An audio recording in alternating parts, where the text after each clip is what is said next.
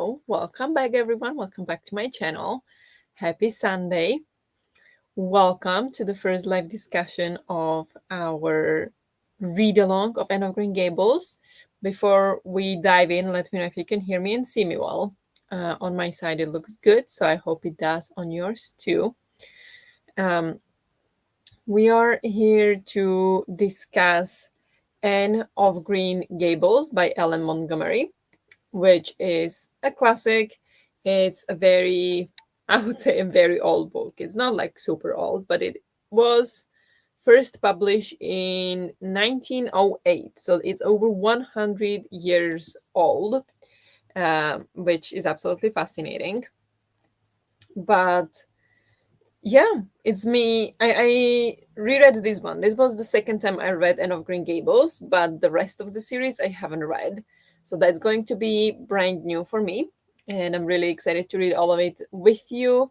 But here we are to discuss this one and see how we like the beginning to the series. I hope you all enjoyed it as much as I did, or if not as much, at least hope you enjoyed it. But welcome. Hello, Ewald. Hello, Larissa. How are you doing? Welcome.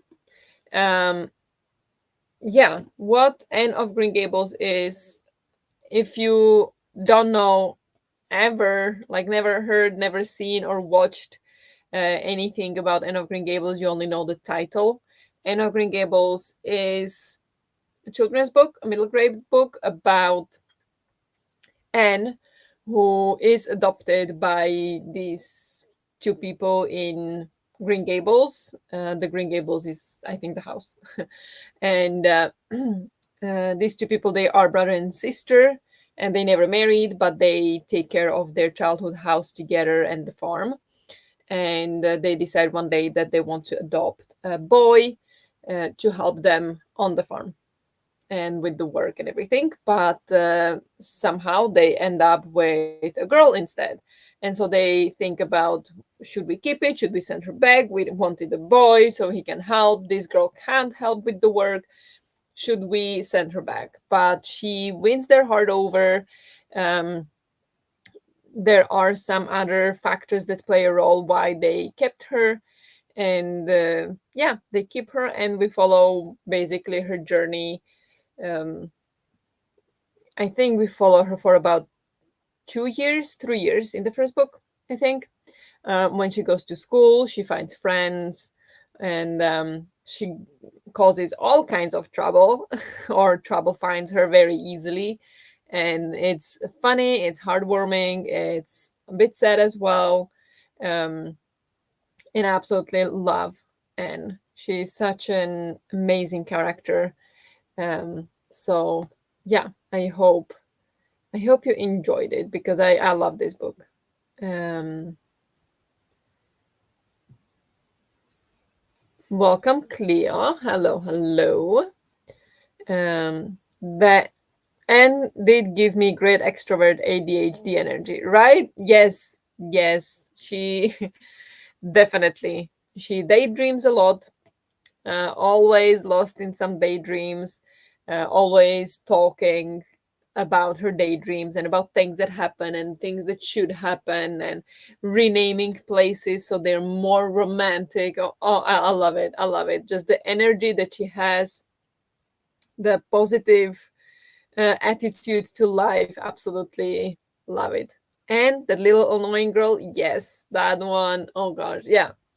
I also, when I started reading it the first time, she never shuts up.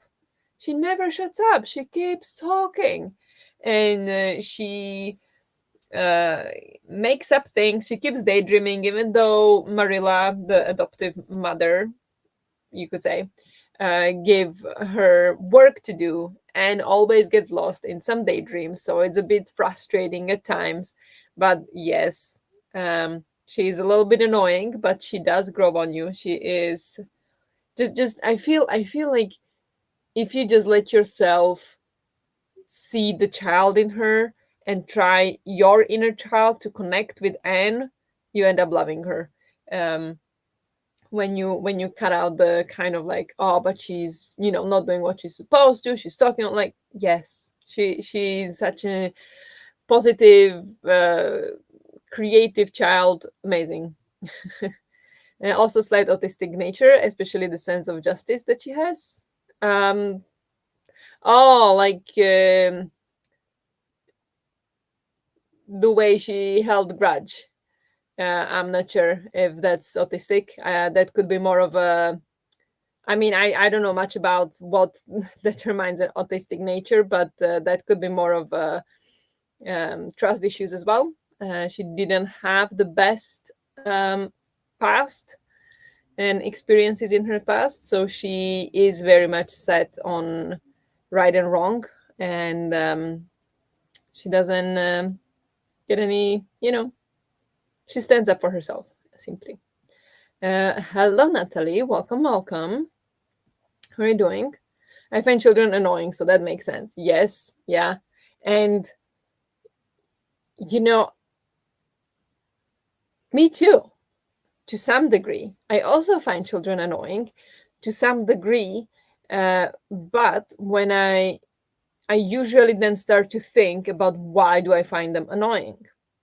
Why is it that I find them annoying? And I usually figure out that it's just because I am either not in the mood, or most likely just, in my adult mindset, when I want things to be my way. And when that's when I kind of realize, but no, these are children, that's exactly what they're supposed to be. And when I start to think about it that way instead, I don't have problem with children at all, and I think they are really cute and we can learn a lot from them, when it comes to like creativity and enjoying life. So that's, yeah, but I mean, that's my experience. Doesn't have to be yours as well, but that's kind of what I figure. Like, I do also find children annoying sometimes, but then I'm just kind of like, no, that's just me. That's just me. I just took her as a neurospicy, energetic, extroverted child, so not my type of kid, but overall a nice character. Okay, yeah, I mean, I wouldn't know. I'm not a psychologist. I have no idea what kind of neurospicy she would be. I think she's just a child that likes to daydream, and that she had a terrible past, so she started to, daydream to protect herself. I think would be for me the most, natural conclusion, but maybe there are some things going on that we don't know, that are not named in the book and wouldn't be, being it written in 1908. So I don't know, honestly, but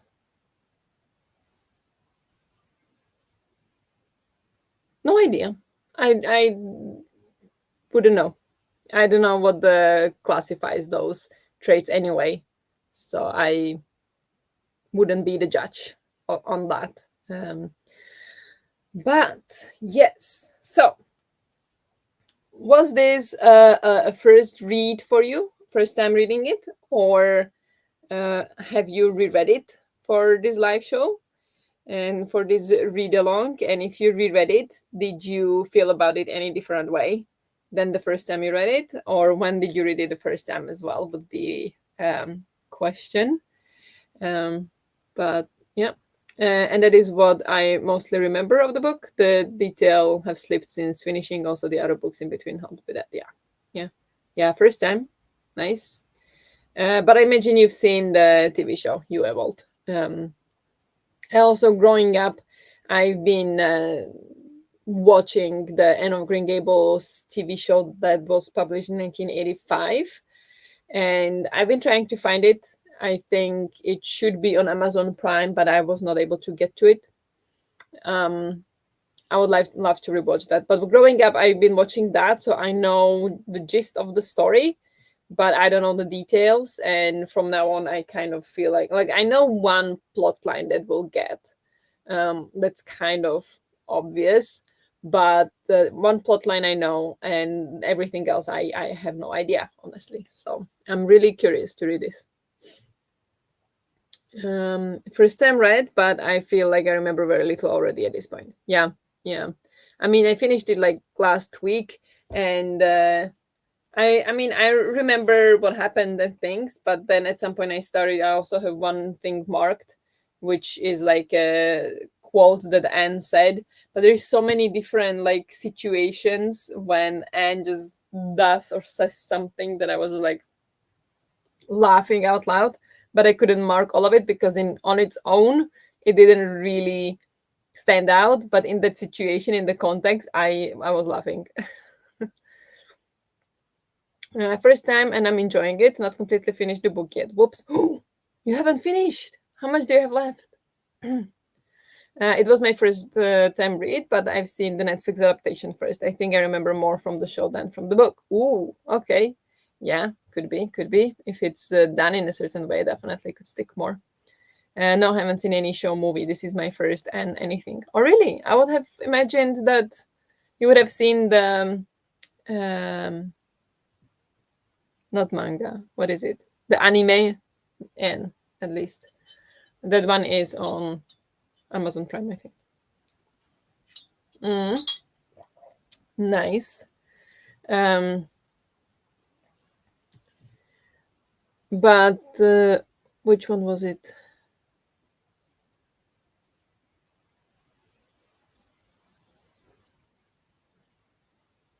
How far away are you? Around 30 pages left. Okay, 30 pages left. Which edition do you have? Is it this one? What happens 30? Because there is something that happens in the end that is a spoiler. Right here we have a bunch of Anne of Avonlea, 360 then.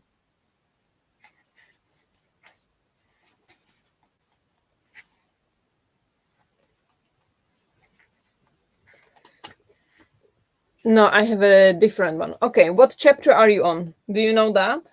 Like what the number or name of the chapter? Because then there is something that happens in the very, very end that would be very spoilery. So we can avoid that for now and then put the spoilers, and then you can maybe hop off if you don't want it spoiled. Completely up to you, of course, but we could do that. 34, a queen's girl. Okay. Yeah. Then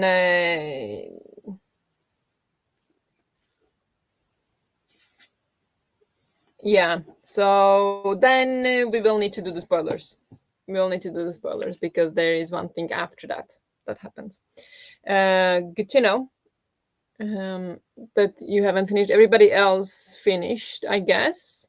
But it doesn't matter. Well, when we go into spoilers, we can place a spoiler ticker. So, reading the first book before we maybe dive a little bit more into it, reading the first book, if it wasn't for the read along, would you feel like continuing with the series? What was your first, even though of course it's a little bit maybe shifted because we know it's a read along, but if it wasn't for the read along when finishing the first book, would you feel like, yes, I want to continue with the series, or would you be like, this was enough, maybe I'll watch the TV show but don't need to read more? How did you feel after finishing? I'm curious about that because when I read it first time, I was like, yeah, I want to start a second one right away. And I think I even did start audiobook of that at some point when I think it was when I had like some kind of anxiety attack one evening and wanted something nice and cozy and heartwarming. So I started and on Avonlea on audiobook, and I think I got like 20 minutes in or something, but then I switched to something else or I did something else and then I never continued again. So I know I wanted to continue immediately, I just never got to it then. So I'm just curious what you thought. I would continue but wouldn't be in a hurry. I do like Anne, she's such a whimsical girl. Yes, good. Yeah, I agree. She's very intriguing. I wouldn't have objected continuing, but it might have just died in the pile of future possibilities. Yeah, I totally understand that. I have that with so many books as well. So we'll see how it goes with this read along. How many of us will still keep going in like May? I think the last book we have scheduled for May. So we'll see how that goes. It is a long series, 8 books. Maybe, maybe not. Just not a heavy emphasis on continuing. Yeah. That's totally okay. I just totally fell in love with it. Um, I don't know. I might have continued when I needed something light and entertaining while crafting and not using the brain too much, not necessarily because of the plot. Okay, yeah, I see that totally. I actually, that's how I started the second book. The last time was when I was doing, I think, paint by colors on my phone and needed some audiobooks. I think I turned this on. So that was kind of the beginning, but at the same time I also know, like, I really want to know how Anne does in the second book, because it feels like it ends in such a way that I just need to know. I just want to follow her. She's just such a great character. I want to know how it all develops and who she becomes and the adventures and troubles she'll get in now that she's a little bit older. I don't know. I just had such a good time with it. So much fun. Also because it's 8 books long commitment. Yes, definitely it is. And honestly, I don't know. Now I didn't check that, but are all of the 8 books narrated by Barbara Crusoe? I really hope they are, but I am not sure. Hmm. Hmm.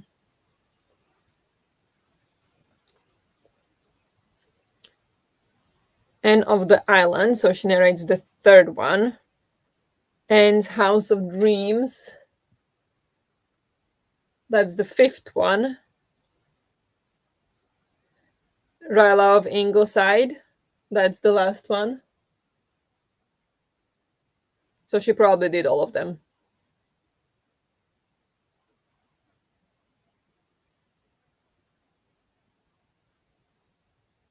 She must have done all of them then. Um, if I, how do I check it? Other titles in the series. Come on, here you go. Okay. Anne's House of Dreams. Okay, she didn't narrate it. Anne of Windy Willows. That's not here. But the other ones. Anne of the Island, Anne's House of Dreams, Rainbow Valley, Ryla of Ingleside. And we're missing Anne of Ingleside, Anne of the Island.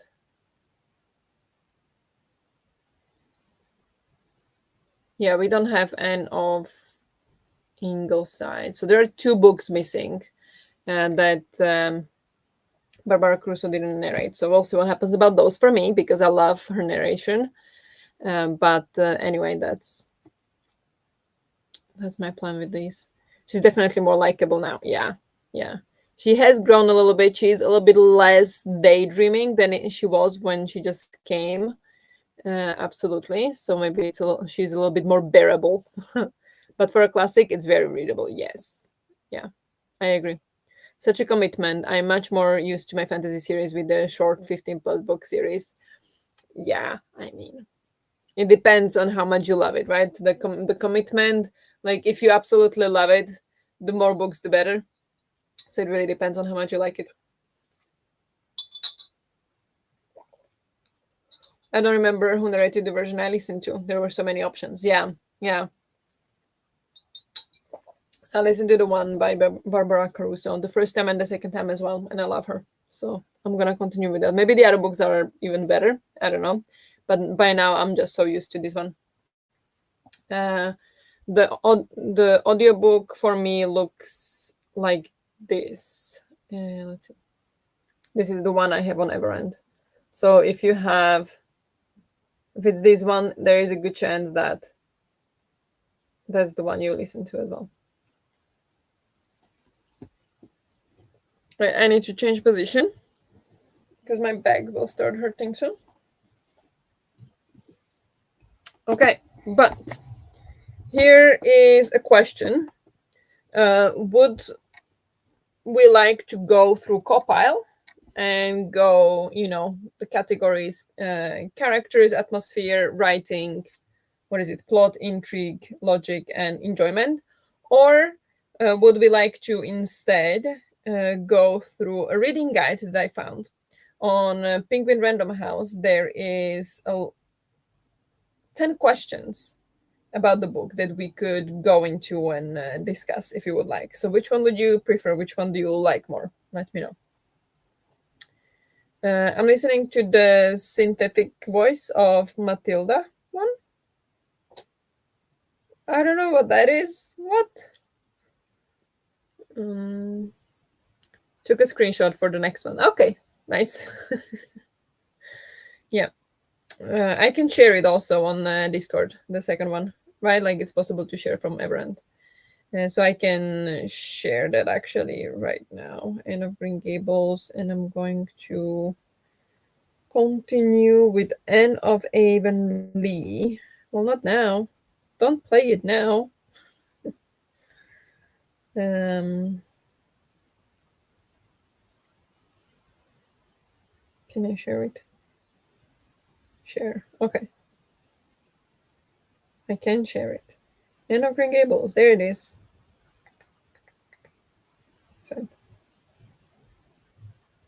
Look at me, productive. Um, but do you have any opinion on what you would like to discuss? You don't. It doesn't look like it. So maybe we can just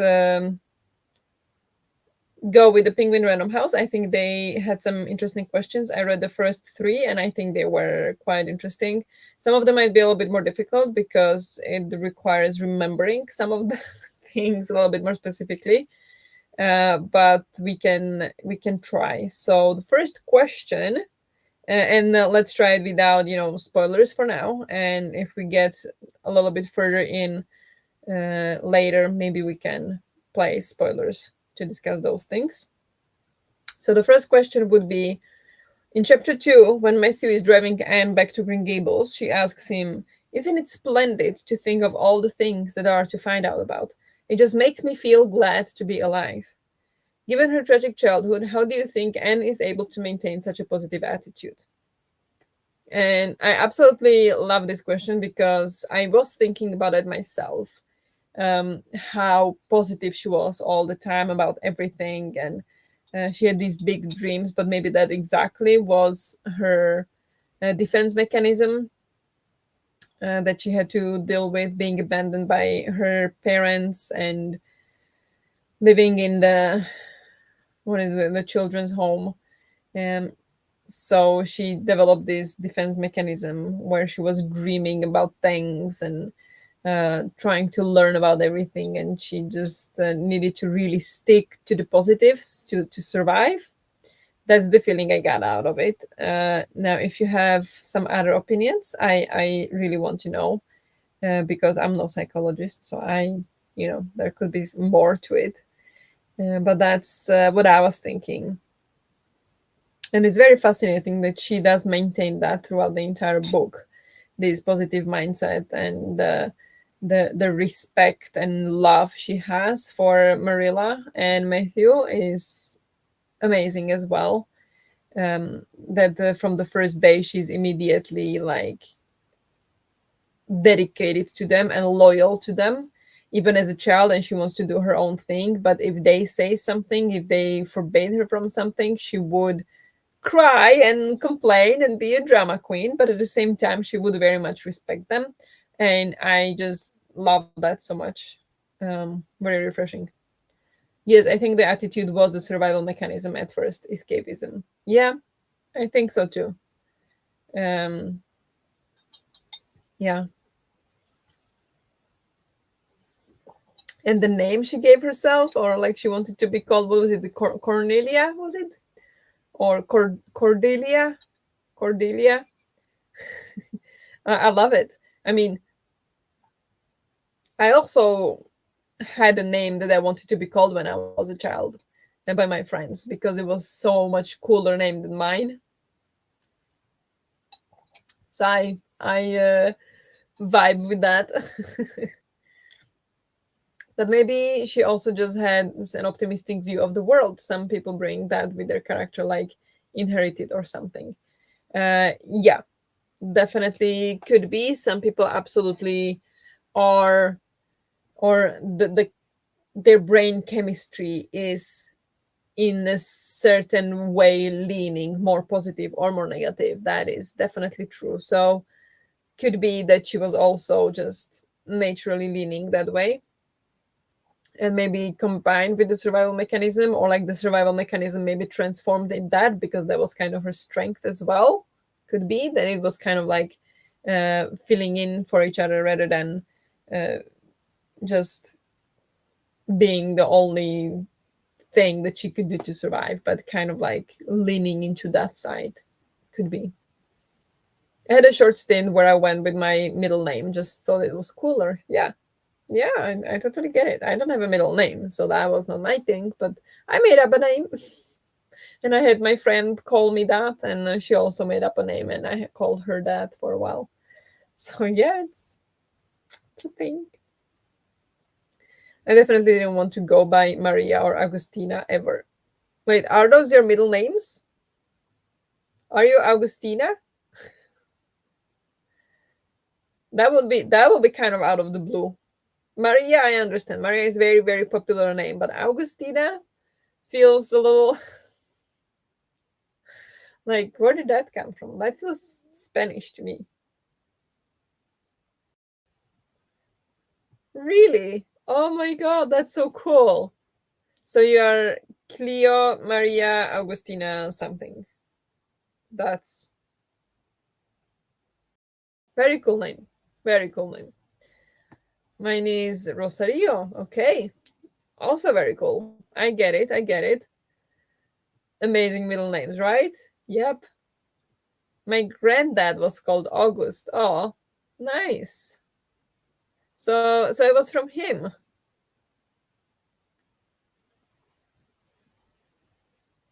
That is really cute, actually. I really like that. And then took the name from him and named you after that. That's really cool. Um, but yeah, Augustine. I think, yeah, amazing. I agree with Natalie. Amazing middle names. I don't have any. I mean, I could have maybe taken some now when I was changing my last name. I probably could have chosen some middle names as well, but I just felt like, nah, I just don't have any. Uh, it would be a little bit. I feel like it would be a little bit pushing it, so I didn't do that. But yeah, I don't have middle name. I'm just Barbara. But yeah, should we look into another question? Um, this is interesting question. I didn't actually think of it too much, and I feel like it could have a similar answer to the first question. But let's see. Let's see what you guys think. The question is, from the moment she arrives in Avonlea, Anne is insistent on renaming places and inanimate things. Barry's pond, for example, becomes the Lake of Shining Waters, and Marilla's geranium becomes Bonnie. Why do you think she does this? And again, I absolutely love the way she renamed the things, and to be more romantic and to describe the things in like, yeah, romanticizing her everyday, and I absolutely love it. And grasp the day, seize the moment, pretty much, and I loved it. Then missed an opportunity to change your entire name. Yeah, I know. um, I was also thinking of changing my first name to be a bit more international, but I decided not to. I decided to keep something of my own. It is my name after all. That would be very difficult to change. So I did not, but I could have added a middle name. But no, no, no, no, just the last name. Because Anne should be a fantasy book author. Yes, she should. She should be. Wonder if she'll become an author. I like her wish to see the extraordinary in every small thing, and this is a manifestation of that. Yes. That, yeah, I love that. I absolutely love that. Like, to have the imagination and to have the confidence and the, I want to say also like the not the presence, but the mindfulness, I guess, to really think about things around you and find the best in it, and then rename it after that and like make it stand up even more, stand out. I adore it. I adore it. And yeah, I would definitely like to be like that as well, or at least when I was a child, but that did not happen, so I'm just a little jealous. But yeah, that's yeah, good point. Maybe the renaming makes the places feel more like her home, like she belongs, which she obviously needed and wanted. Yeah. Yeah. Kind of in a way immediately attaching to them as well, since she gave them different names, attaching to it, and yeah, making it her own. So yeah, definitely. Sorry, there is a bug here. I don't know what it's doing here. Some fly or something. Not a fly. Fly would have flown away. Rude. Um, yeah. So definitely wish I was more like that. Renaming just things. Forest, a path, to be something so romantic and beautiful. Yeah. I love the imagination too. Not so much the romanticizing though, mostly because I'm not really a romantic person, I guess. I'd rather make it more whimsical or fantastical. Yeah. Yeah. I think for me, both. For me, both, I think. Um, also, too much of a European here. I wish Americans' constant sense of amazement didn't make me roll my eyes, but it does. Guess Canadians lean American. Yeah, a bit. Um, constant sense of amazement. um, in a way, I understand that. I think it very much depends on how much that happens, that it annoys me, or maybe in what way it happens. I think I lean that way as well when it comes to the Valley girls and the way they talk. It's just like, oh gosh, just talk like a normal person. But in a way, I also love it. Um, in a way, like living in America was where I felt at home, and I just absolutely loved everything about it. And even these like people smiling at you and people thinking like it's so fake when everybody just smiles at you all the time and they're so nice to you. And I'm like, maybe it is, but at the same time, if they smile at me, I smile back. It's something nice. I felt like it was nice. Maybe I was young and naive, but that's how I felt. I loved it. So to some degree, yes, I don't like when it's too much, but to some degree, I love the way they make things better, or like pretend like they are great. Um, kind of romanticizing. I love that, and I wish I was more like that. But also maybe what you say, like I feel like in Europe I don't really have the same space for it. Um, but I don't know. Maybe that's a discussion for a completely different time. But I mean, I get it. I get it. But I feel like to some degree I love it. Um, yeah, yeah. There you go. um, yeah, and Canadian could be definitely leaning American. Me too. Brainwashed by Dutch directness. That is my normal. Yeah, no, not me. I no, not for me. I love the way Swedes, for example, are very neutral and very calm, and I love that. And whenever I travel, I kind of feel uncomfortable when people are a bit more outspoken, a bit more loud.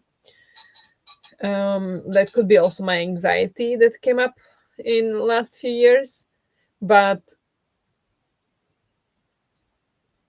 otherwise, I I don't know how to describe it. I love the extra. I think it makes life fun. I think it makes it more enjoyable to me. To me, I like the extra stuff. Not too much, but a bit. But yes, next question is the one that would be like we need to remember about the book. So maybe that's for those of you who read it very recently. Maybe you can help us. Uh, Question number 3 is Marilla gives several reasons for finally deciding to keep Anne. What reason do you think most changed her mind? So now we need to remember what reasons she had.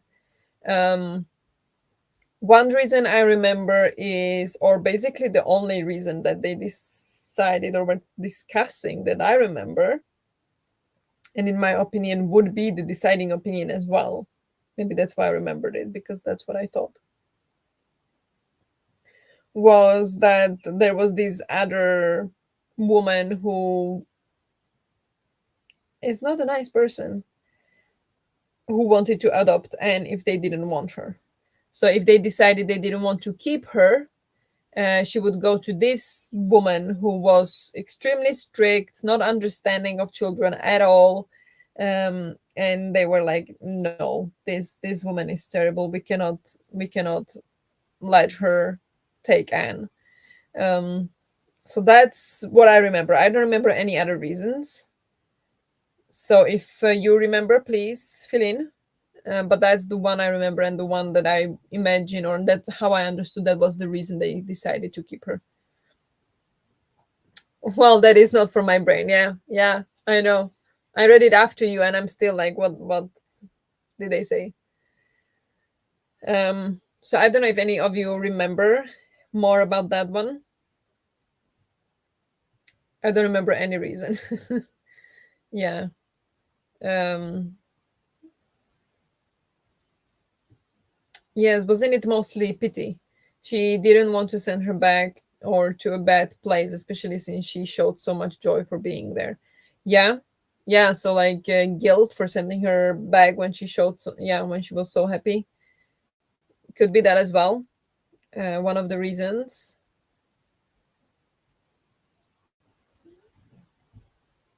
Yeah, definitely. But which one would you think would be the one that most changed your mind? So I think it was the one that they really didn't want that bad woman take Anne. You seem to think it was probably mostly that they felt pity for her and didn't want to send her back when she was so happy there. Could be both.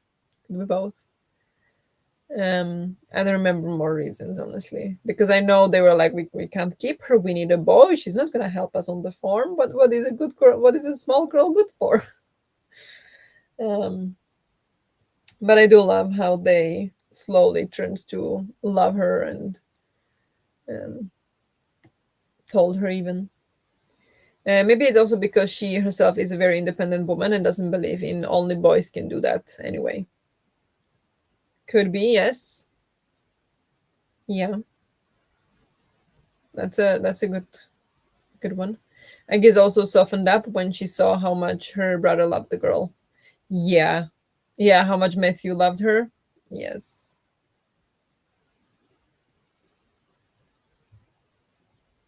He was such a closed off person who seemed to fully blossom in her company. Yes.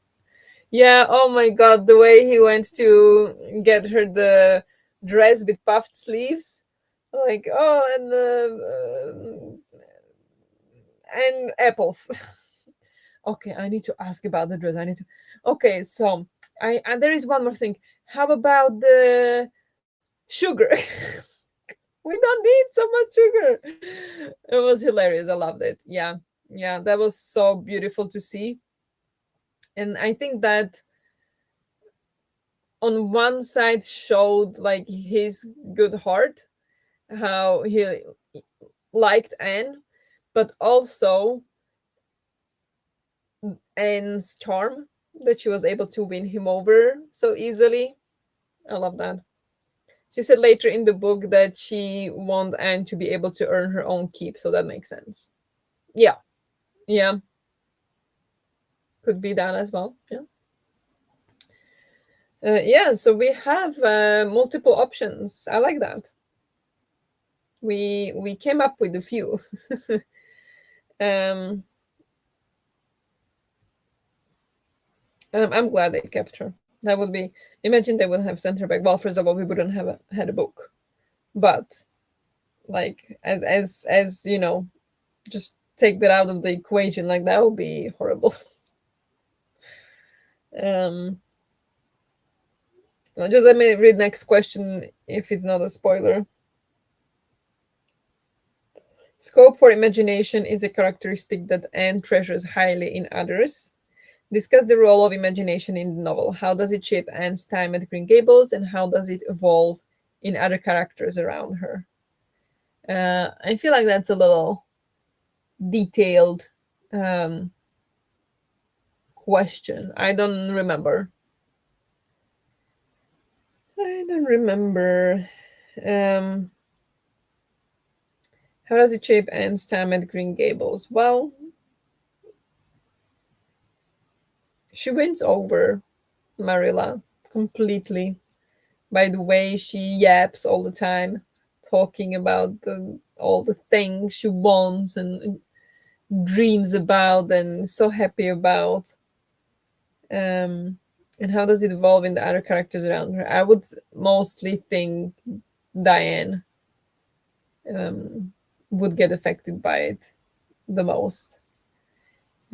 Because in the beginning, when they meet, Anne is kind of complaining that the Diane doesn't have any scope of imagination, but otherwise she's amazing. So uh, it is like very important to Anne, and I think Anne kind of grows into it.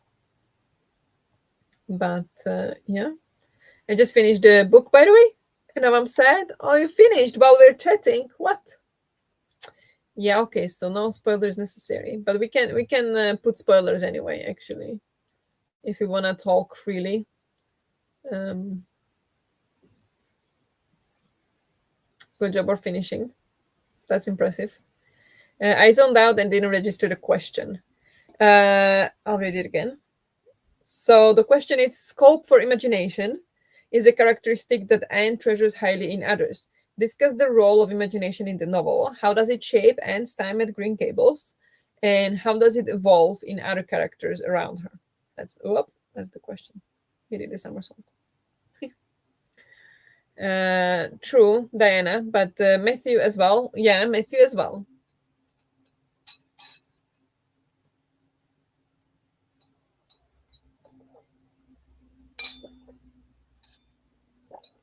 She also wins over someone's aunt with the talking and the directness. Yeah, Diane's aunt. When they run and jump into the bed where she's sleeping, wake her up. I mean, how are they supposed to know? That's where they're supposed to sleep. So of course they do. Like I think it wasn't their fault. They should be more, you know, look around more and maybe investigate. But at the same time, I understand it. I understand why that happened. Um, so yeah, she did win that lady over, and then they went to her in the town to like to stay over, and they went to like a theater or something, right? So yeah, she definitely won her over.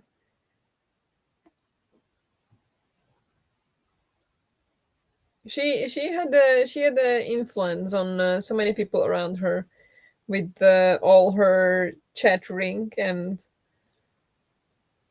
yeah, being so positive and hopeful and just seeing everything in the best light. So yeah, she won people over for sure. If we move on to the next question, we can come back if we need, if some of you are typing and it takes a little time to come to me. But in the meantime, we can move on to the next question. Question number 5. Good behavior is very important to Marilla and very difficult for Anne. From where do you think each derives her moral code? How do both characters change when it comes to behavior? Think in particular of Anne's confessions. I love this book so much. It's so funny. Um,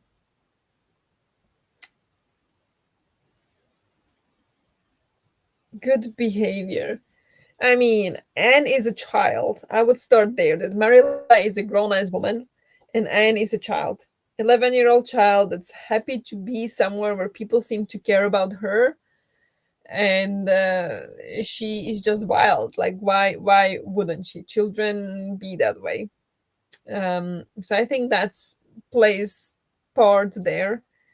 Um, but from where do you think it derives her moral code? I think, and maybe just was not taught everything properly growing up, so maybe she just didn't understand lots of the things.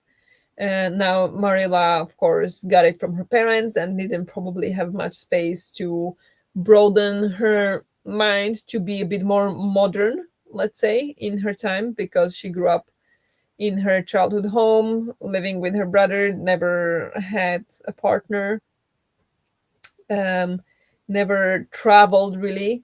So she didn't have that much access to outside world, I would say.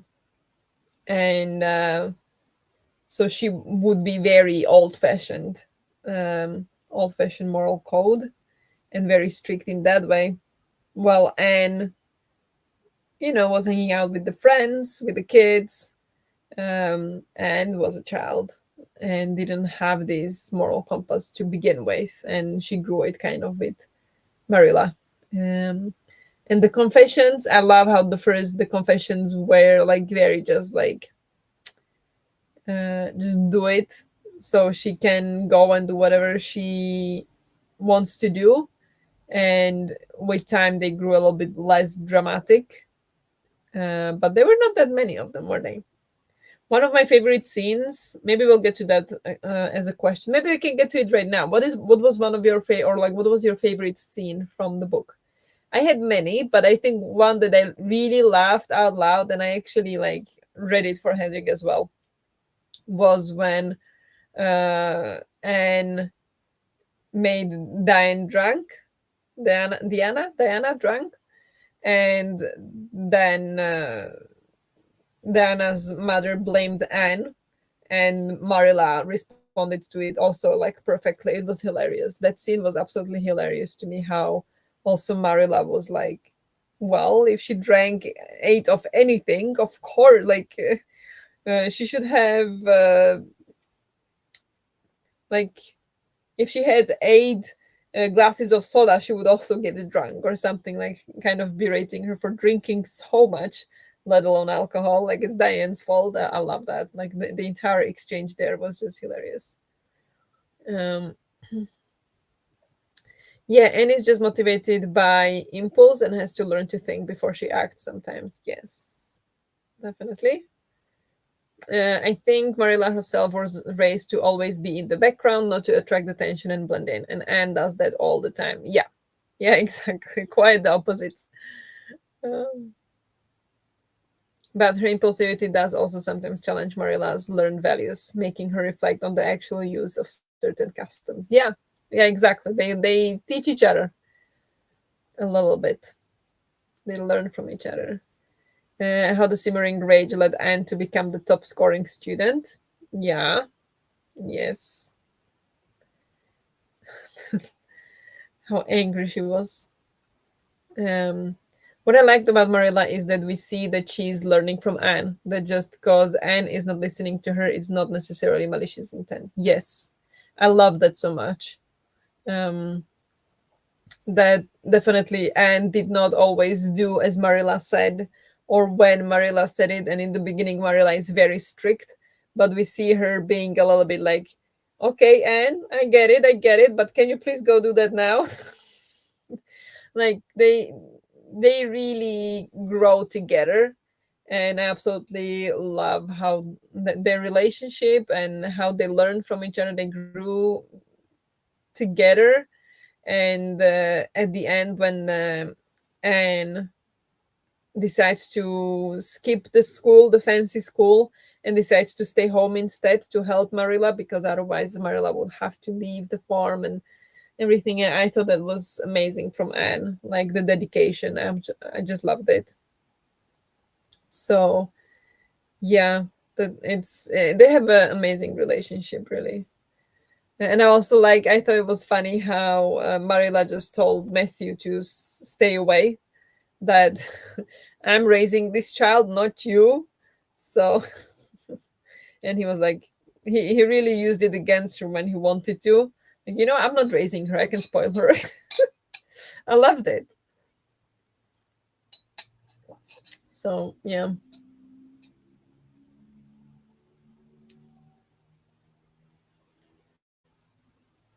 Next question we have is question number 6. Anne is a remarkably compassionate child and is able to forgive even those who have judged her unfairly, such as Mrs. Rachel Lynde or Mrs. Barry. Why then do you think she holds such a grudge against Gilbert Blythe? We have a few options here, few possibilities. Um, because the Rachel Lynde also berated her for her hair, but I think, well, one of the differences is that, of course, Gilbert is potentially an object of interest, but I think more importantly, yeah, because she secretly likes him. Yes, I think she does secretly like him, but maybe what would be a little bit more, or at least from my point of view, if I was in the position, I think it would be that much more embarrassing because he said it in front of the entire class. And while Rachel Lynde only said it in like their kitchen to Marilla and Anne, and that's it. So it's like, okay, well, that was rude, but nobody else heard it. But Gilbert just bleated it into in front of the entire class and basically humiliated her. That's how she felt. Humiliated her in front of the entire class when she was there just like first day, which can do a lot to a child. That also, yeah. So I think that would be a part of it, like, no, very poor judgment from Gilbert of just doing that in front of the entire class. And yeah, she was just like, I'm not gonna give him the opportunity to do that again. But also she secretly liked him. I think that maybe it was not like immediate as Diana had it, that she immediately said like, oh, he's so handsome, but maybe it was more just like slowly growing in her that she liked him. But could be both. Hello, Judith. Welcome. A bit late, but I adored this book. I love all the characters, and I'm so happy it was just like the TV series, so they stayed true to the book. Yes, indeed they did. It's been a long time since I've seen it, but whatever I saw is exactly what I remember in the book as well. So yeah, I think they did a good job with that one. I'm glad you enjoyed it. Well, at least it led to some excellent motivation. It did. It 100% did. Needed to beat that scumbag, that handsome scumbag. Can't wait to rewatch the series after reading the series for the first time. The same. I think that's actually what we are, or what I'm planning, what I'm thinking. Once we finish the read along, at the end we can do a watch along of some of the shows. I don't know which one. I would love to do the 1985 one, because that's just the one I grew up with. I think that's a great one. But maybe if I won't be able to find it anywhere, maybe it will be difficult for you guys to find it somewhere as well. Then maybe and with an E is on Netflix, so we could watch that one instead. But I do want to do a watch along at the end. So there were very minor changes. Yeah. Oh, yes. Exciting. Yeah. So we'll do that. Um, Next question, if we continue, question number 7. Why is it so important to Anne to have a dress with puffed sleeves? Why is it important to Matthew? Yeah, this is a good question. I have no idea. I do want to watch all the adaptations. Yeah, yeah, I'm also intrigued. But for the watch along, we'll only do one probably, unless we want to do all of them together, of course. Um, but puffed sleeves because everybody else has them. You want to fit in, right? Especially as a child, you want to fit in. She's already been uh, different enough and redheaded and everything already stood out. And then everybody else had puff sleeves, but her, of course, she wanted puff sleeves. Um, you just, that's just how it works. Um, it be the fashion, yes. Yeah, it was the fashion. Um, because all the other girls had puff sleeves, yes. And he wanted her to fit in too, yeah. Yeah, Matthew also saw that, well, all the other girls have puff sleeves, but she doesn't. And yeah, she gotta have them too. She gotta have them too. She just wants to fit in and not stand out as she feels she always is. Yes, exactly. And Matthew, no stupid. He sees all the other girls with it and wants to surprise and treat her. Yes. That was so lovely of him to do. Yeah, it was the fashion at the time. Yes. Yeah, exactly. Um, and I love that Matthew did that. I love that. Um, so that was kind of a simple question. It feels like we all agree on that one. Next question we've got is a little bit longer one. So let's see. Uh, when Anne is at Queen's College, she thinks, all the beyond was hers with its possibilities lurking rosily in the oncoming years, each year a rose of promise to be woven into an immortal chaplet. How is this message both hopeful and sad? How do you think Anne's conceptions of the future change throughout the book? I don't understand. All the beyond was hers with its possibilities lurking rosily in the oncoming years, each year a rose of promise to be woven into an immortal chaplet. Yeah, I think it especially turns sad when Matthew dies. Um, so yeah, there is a certain hope that everything is going so great for Anne, and yeah, she's getting everything that she ever dreamed of, and then Matthew dies, and suddenly her life flips upside down, and she needs to rethink everything. And it's part of life, but um, also I loved the way she described, or like Anne's attitude to grieving Matthew when Diana was there, and like she wanted to talk or something, and said like, no, I just want to be alone right now. And then Marilla came and she said everything to Marilla, and then they cried together. And when she said that it was not Diana's grief to have, it didn't belong to her, it belonged to Anne and Marilla. And I just thought that was like so beautiful, that while Diana was such a important character throughout the entire book,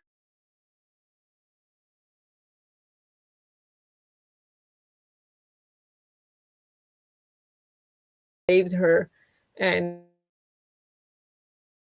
I don't mean in a way that Diana is not good enough, not at all. It's just like I love how deep that went. um and yeah, I don't know, there's just, I don't know if I have anything bad to say about this book. I just loved it. I loved it so much. Matthew is so sweet. Yes. Yeah. She's still going to study, so I love that she still didn't give up on her study. She loves to do. Yeah, definitely. Um, Now I don't know how that's gonna work. She's gonna be teacher in the school. She's gonna be helping at the farm, and she's gonna be studying. That's gonna be a lot. But I'm excited to watch her go through that. And see how it all goes. And she did Miss Green Gables when she was in the city. Yes, she did. Yes, she did. Yeah.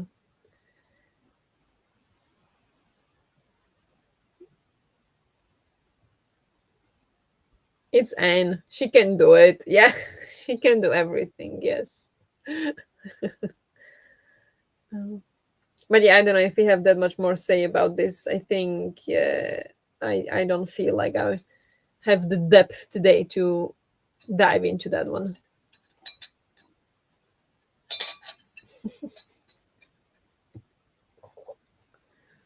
And going full ADHD with taking on too much.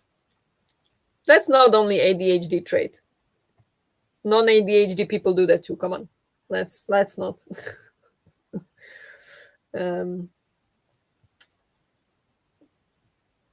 I love this series. Yeah. Yeah, it's amazing. Or well, the first book so far. I haven't read the rest yet. So yeah. Welcome, welcome. Should we take it to the next question? Question number 9. Discuss Anne's reaction to Matthew's death. How do you think it shows her maturation? How, if at all, do you think she was prepared for it? I don't know if we should go into that. I already touched on it a little bit. But yeah, she definitely grew a lot throughout the series. And was she prepared for it? I don't think so. As much as you can you ever be prepared for something like that, especially when it was so unexpected? I don't think so. But she really did deal with it very maturely, I would have to say, like the way she was helping and everything. Um, so yeah, I don't know if any of you have like a different thoughts on this. I would love to see, but I don't have anything more right now in my head about that, other than what I already said. So if you have anything, she wasn't prepared because no one ever is. No, exactly. Um, she did handle it well. Yeah, she did handle it very well. Same. Yeah. Yes. Exactly. So I don't know if there is more to this question. She did handle it very well, but I don't think she was prepared. I don't think Marilla was prepared either. It's just it's not happening that way. And last question, if we can go into that one. The last question is at the end of the book, Rachel Lynde tells Marilla, there is a good deal of the child about her yet in some ways. And Marilla responds by saying, there is a good deal more of the woman about her in others. What do you make of her comment? How has Anne changed during her time at Green Gables? How has she stayed the same? Uh, I love that so much. Yeah, in some way, Anne did manage to keep the child in her, but in other ways, she had to grow up. She had to grow up when she went to the city. She had to grow up when Matthew died, and she has to help Marilla with the farm, with the house. Um, she had to grow up, or kind of had to, but really wanted to. After that story Marilla was saying about and that I loved as well when Marilla was saying about the man from her past that she liked and she never forgave him for something, and the parallel between Marilla and Anne, how they both treated it the same way, that the one thing the guy did and they would just block him out. And then Anne was like, you know what, nah, I gotta do better. I gotta go, you know, talk to him. And then especially when he stepped down when Anne wanted it. So I'm also really curious, now that they are friends, which they are, Gilbert and Anne, uh, how why did he step down? If that's gonna be discussed more, why did he walk away from that school? Is it because he likes her so much, but he also felt it also seemed like he was a little bit upset when he offered Anne that, hi, I want to be friends. Can you forgive me? And she was like, no, I can never forgive you. And it felt like he was quite upset then. He never talked to her after that. And then suddenly he just steps away from his position as a teacher at the school. So I wonder if we'll get a bit more into that in the second book, why he did that. Um, but yeah, I mean, back to she's both a child and a woman. What would you expect from a 15-year-old, 16-year-old who's gonna be a teacher, studying to be a teacher, and having to take care of Marilla and the house? So there is a lot going on. There's a lot going on. I love that part when she talked to Gilbert. Yes, yeah, exactly. I did like that part as well. I thought it was really sweet. She kept some sense of wonder, the openness and kindness, and her sense of right and wrong. She has just matured in how she handles all that and be a bit less talkative all the time. Yeah, exactly. I saw it the same way. That was so sweet of him to do. Yeah, it was. Yeah. I just want to know more. I want to know more about it. Um, but yeah, with that, we're going to learn more here in Avonlea. 5 years ago, a skinny, unwanted orphan arrived at Avonlea without a friend in the world. Now it would be impossible to imagine Green Gables without Anne.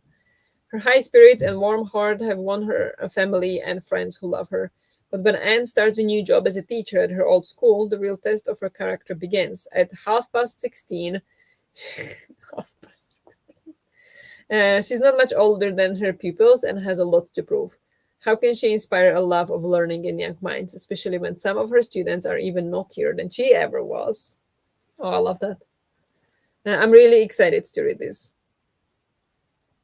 Um, so that's gonna be our next read. Um, if if you want to join, continue with the read along. Jump back to Anne of Green Gables. What did you rate this one? I again 5 stars. I just absolutely love this, and maybe every time I read it, I love it more. So loved it. I'm glad we are doing this and reading them together. That's gonna be so much fun. I almost wait. I almost started it today, but good thing I didn't because I wouldn't remember anything by the live show. Oh, true. I don't know yet when the live show will be, but definitely not for about 4 weeks. So I'm gonna be reading that also closer to the live show. So yes, 5 stars, loved it. Yes, I'm there with you. 4 stars, that's good. 4 stars is good. Um, I need to sit on it more. 3.5 or 4, not sure yet. Fair, yes, fair. I mean, it's no magical middle grade something something, but so I get it. It might not be everybody's cup of tea, absolutely, but I mean, still good. That I mean, still good. I mean, 3.5, 4 stars, still good. 3.5, but potential for more. Now she's less annoying. Yes, could be, could be. But you hear there is gonna be more annoying students that she will have to deal with. So I'm curious if she'll take help from Marilla. Will she come home from school? Marilla, I can't deal with these children. What am I supposed to do? And Marilla will be helping her, maybe. I don't know. Gilbert might be helping her. I have no idea what's gonna happen. So yeah, excited about this one. Anne of Avonlea. We're gonna be reading this in November. So live show end of November, beginning of December. Depends on what's happening with all the other books we have. We still have to read The Burning Earth, and then we still have the adulthood rights that we want to read. So there is a lot of things happening. So we will see when we will have live show for this one, but definitely as usual, end of November, beginning of December. So keep an eye on Discord when the poll comes for this. 4.5 star apparently last December. And not sure if I would still stick to that because I forgot so much in a short time.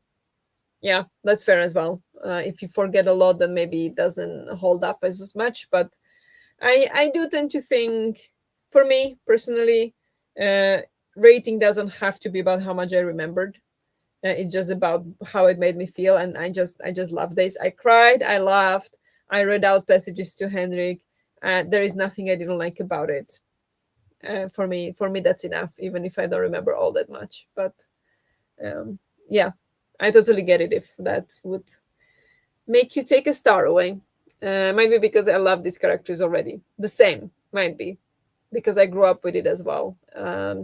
It was, like I say I grew up with it, but I don't know the story all that well because, well, I was too young, I think, when it was on TV, and my sister watched it. It was my sister's favorite TV show, and at the time, I did not like my sister. So whatever she liked, I did not. So I somehow was just like, ugh, Anne of Green Gables again. But at the same time, I was just there. It was on, and yeah, it just grew on me, and I just feel some kind of nostalgia from it. It's not like I didn't like it. I just didn't like it because my sister did.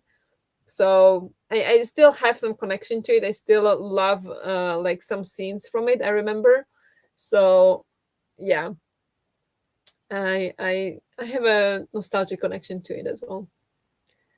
Um, and of Green Gables will always be a 5 star, no matter how many times I read it. Yeah, I might agree. I only read it twice now, but both times 5 stars, so I might join your club. Yes, so happy you loved it. I always forget the details, just the basic plot and characters stay with me the same. Uh, yeah, I never go back and change a rating. It was what I felt at the time, which was valid. Yeah, and I mean, even if you change, that's fine. Like it's your rating after all. Like it's nobody's business. Nobody should judge you for what you rate. So whatever you feel is right. I laughed so much with this book, and it's so funny. Yeah, I mean, me too. I have rewatched the series over and over. Okay, so you know it very well then. I grew up with plenty of adaptations like Pippi Longstocking, Nils Holgersson, or Heidi, Girl of the Alps. Just not Anne. Okay, Anne is the one that escaped you. All right. So we'll fix that now. We'll fix that now for you. Um, but yes, I think that's good for this discussion. If you feel like it, unless there is something more you'd like to say. Uh, Not many of you said your favorite scene from the entire book. If you had any, please share these last moments before we wrap up. Otherwise, we wrap up for today. I need to go watch my video. I edited the vlog, so the vlog is coming up today. That is the secret vlog that I didn't tell anybody about, or I did tell you a year ago what it was. So that one's coming out today. I'm just gonna go fix it now when we wrap up. And otherwise, I have sprints on Tuesday as usual that I'm gonna schedule. I'm not going to have sprints next weekend because we go to the summer house for the weekend, so won't be sprinting there. I mean, I could if it was only us, but it's gonna be also Henrik's parents, so that would be weird. So not gonna sprint then. But yeah, those are the plans for the upcoming week. But I saw scenes of the series while I read it. Yes. Oh, you did go and rewatch it. Nice. The scene she talked with Gilbert and they became friends. I love that scene so much. Okay, yeah, fair, fair. I cannot remember a book from a month ago, so I don't remember a vlog you mentioned a year ago. So yes, it's a secret one. Yeah, there you go. I'll continue sprinting in the chat for anyone who still wants to join. Nice. Yeah, I saw you were doing it all day, but yeah, I did not. I felt like it would be too much for me to join because I just had different things. Like I would not be able to contribute with like this is what I did, this is how much I completed in the last sprint because went to gym and then edited the vlog and so I did not join, but great that you hosted that. Thanks for hosting. That made me excited to continue. Great. Yeah, me too. Um, so thank you so much for joining today and joining me with the read along. Hope you enjoyed the book. Hope you will continue with the read along with us. Continuing with Anne of Avonlea. And there are audiobooks if that works better. And yeah, otherwise, I will see you on Tuesday on my sprints.